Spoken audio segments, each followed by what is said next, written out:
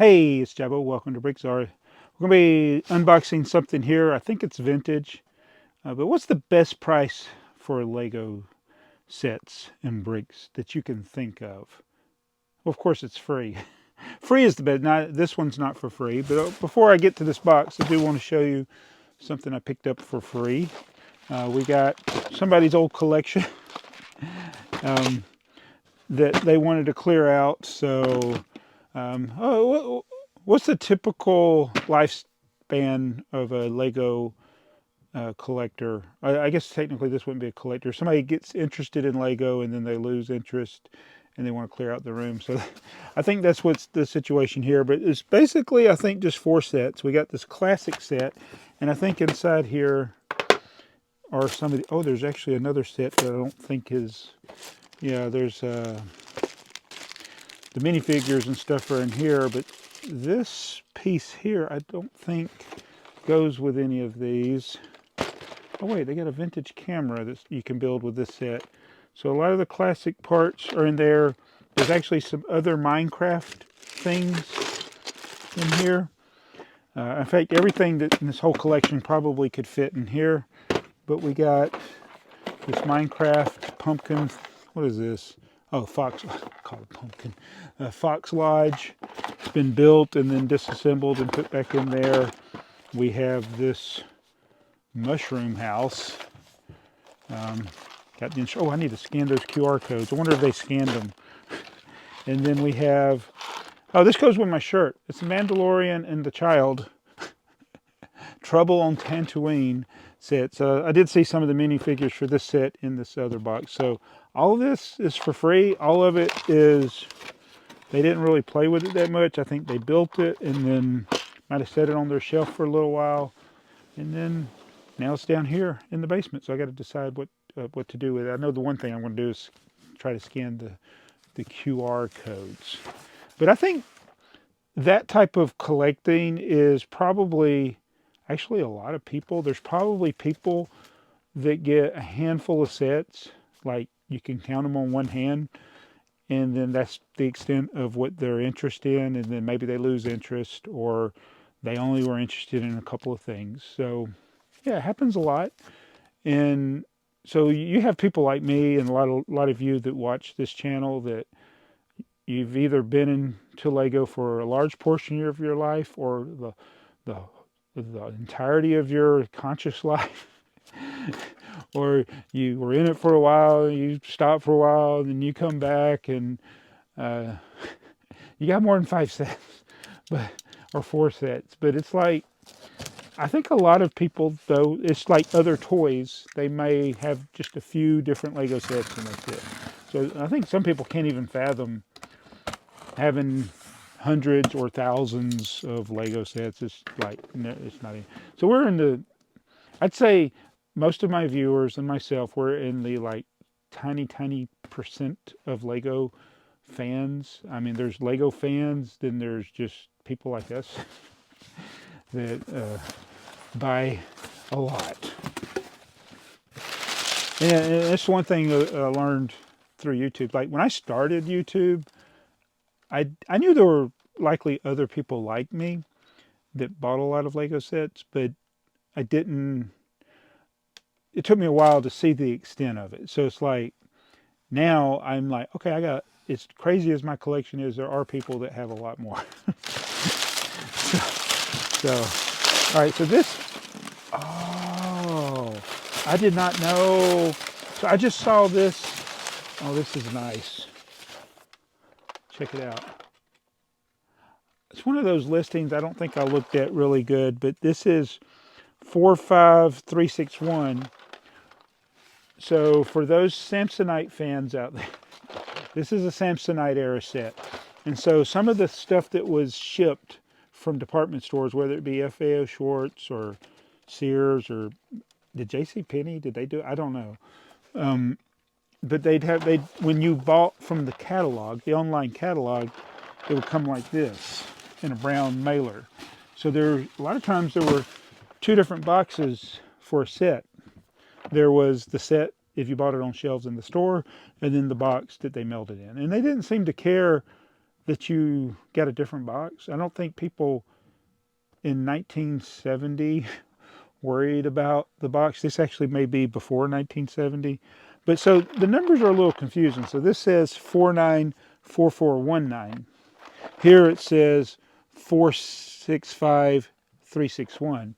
Well, what set is it? Because there's no Lego set 465361 officially.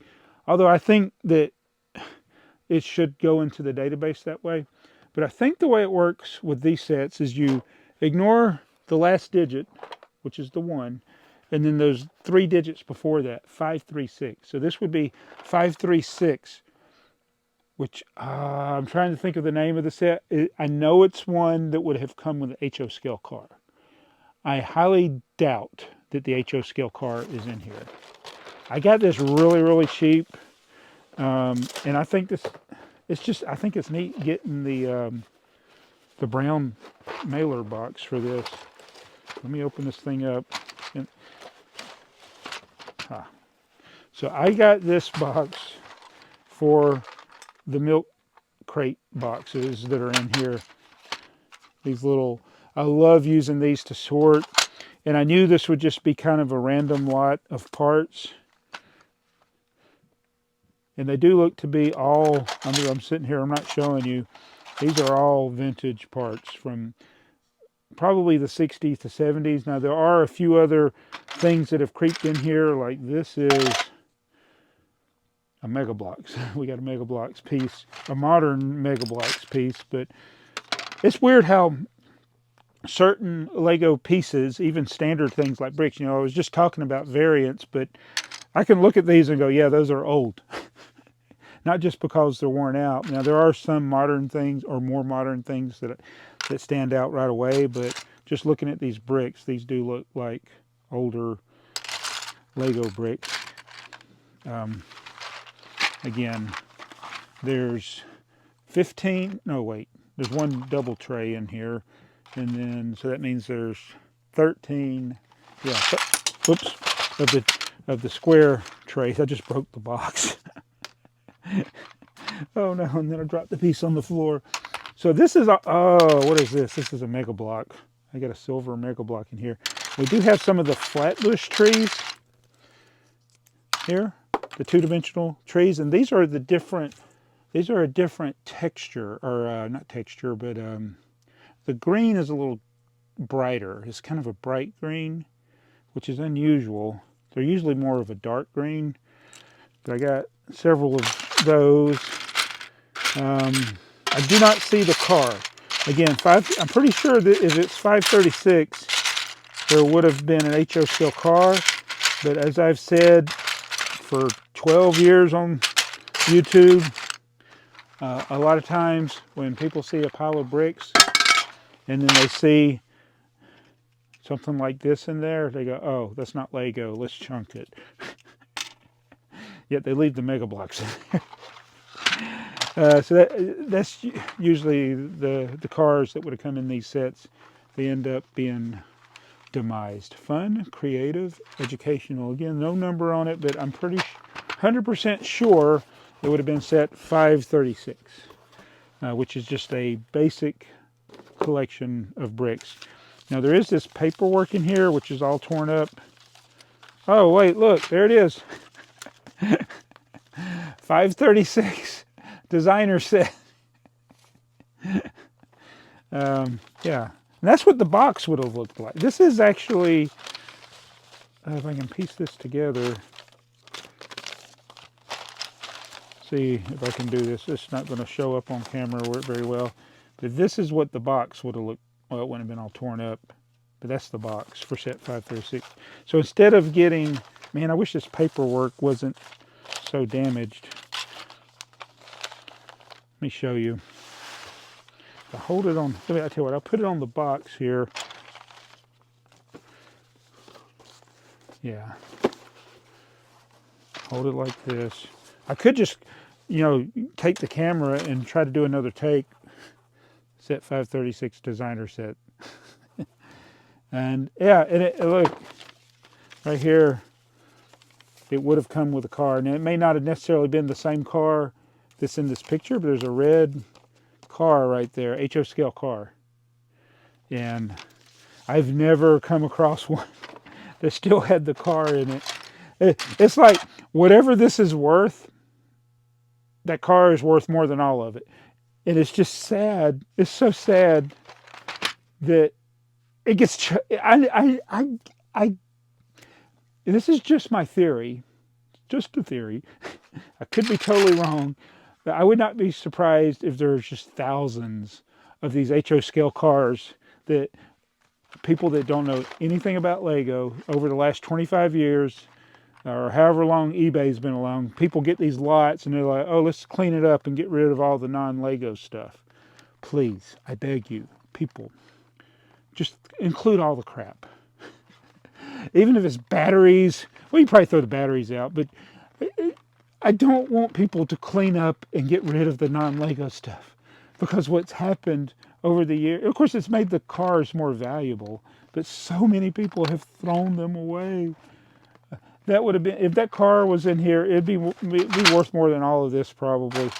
Everything that I've shown in this video. And I'm just double checking in case it's hiding under things in here. But yeah, don't throw your cars away. Anyway, that's a little Lego haul. The designer set with a different box. You know, my intention when I got this was to just mix the parts in with my parts collection of vintage parts and use the trays, because I love the trays.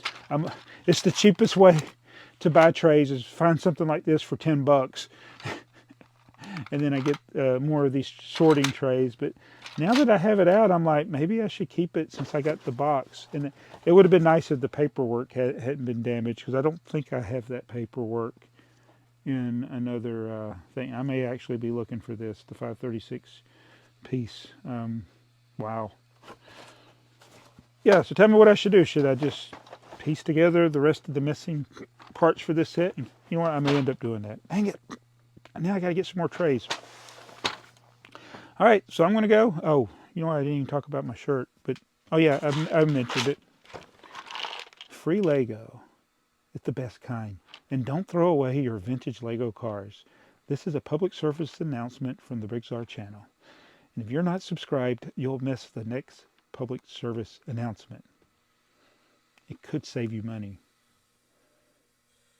It could make you mad. It could entertain you. But you won't know if you're not there. But I'll be there in a different shirt tomorrow. See you. But wait, now I'll make it like there's going to be a public service announcement tomorrow. There's probably not going to be one.